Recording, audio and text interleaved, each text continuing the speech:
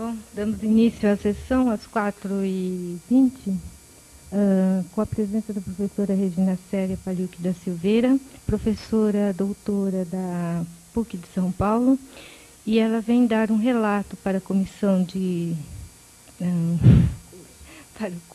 curso, né, para o conselho de curso, sobre a experiência que ela teve e vem desenvolvendo, né,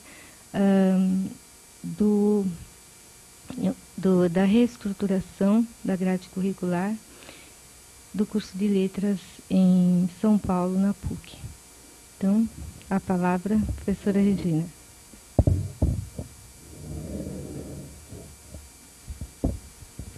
Eu vou fazer inicialmente para vocês um breve relato de uma experiência que nós fomos progressivamente realizando e que hoje ela está no 4º ano de funcionamento com esse projeto novo de reestruturação.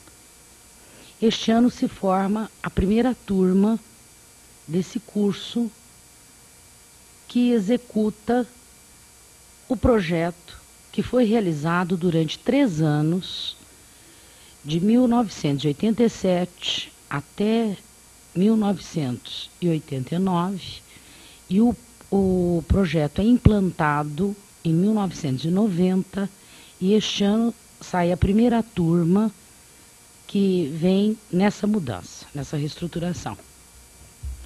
Então eu vou contar para vocês um pouco da época do projeto, depois os fracassos e os sucessos da época da implantação desse projeto e como que ele chegou até hoje nas suas modificações. A PUC de São Paulo, por ser particular, ela sempre apresenta dificuldades antes de qualquer instituição que é estadual ou federal. Por ser particular e ter muito pouca verba e ter de viver de mensalidades dos seus alunos e de ter de conseguir, através de projetos de professores, verba para poder funcionar, essa universidade vive com um esforço muito grande dos seus membros que acreditam basicamente em educação e na formação de profissionais. E os objetivos prioritários da nossa instituição sempre foi prestação de serviços à sociedade. Necessariamente os nossos cursos, eles não têm um perfil traçado, estanque de aluno. E estar em constante modificação, tentando entender melhor a modificação da sociedade e o papel do profissional dentro de uma sociedade atual. Nesse sentido, o curso de letras sempre foi muito tradicional. Imaginem vocês que o curso de letras, ele vem vindo desde a Idade Média. E nas suas tradições, as pessoas que se consideram doutos senhores, eles não abrem mão de posturas, inclusive de ideologias de grupo enquanto classe dominante.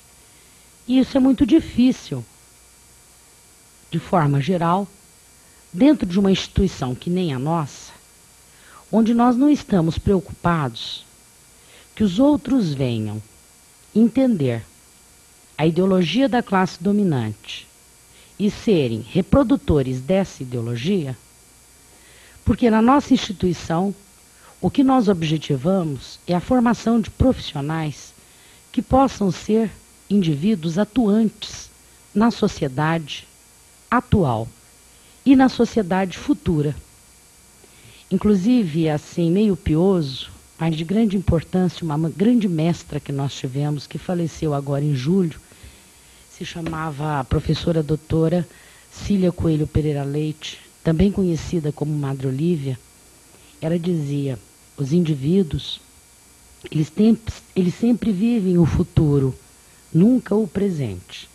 E muitas vezes a gente discutiu muito com ela a respeito de perfis, a respeito de conteúdos, a respeito de objetivos de formação de profissionais e da especificidade da formação de um profissional para uma sociedade onde ele atuaria.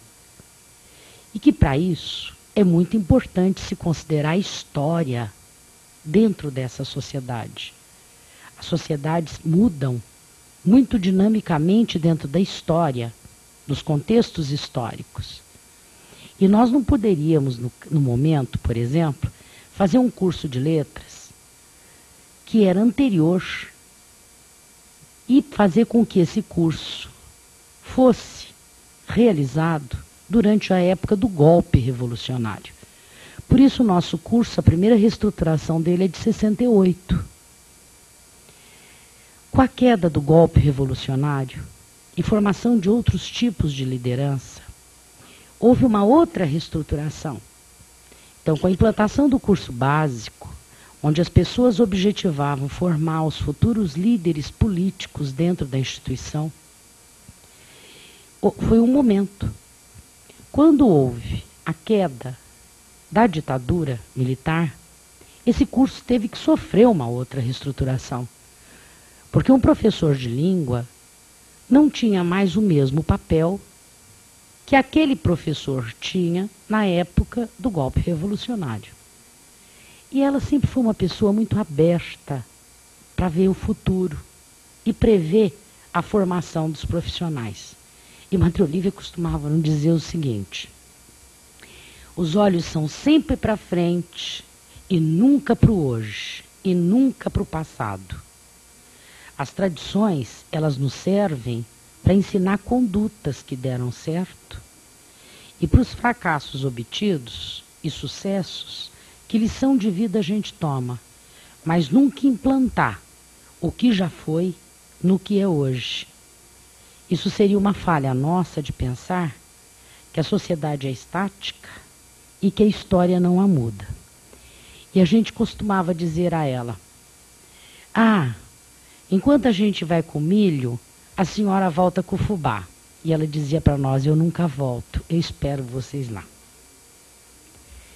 Então, ela foi assim muito importante na nossa vida, na formação de mentalidades, na formação de comportamentos, na formação de universos de crença. E é isso que conduz todo educador na formação de profissionais atuantes dentro da sociedade deles.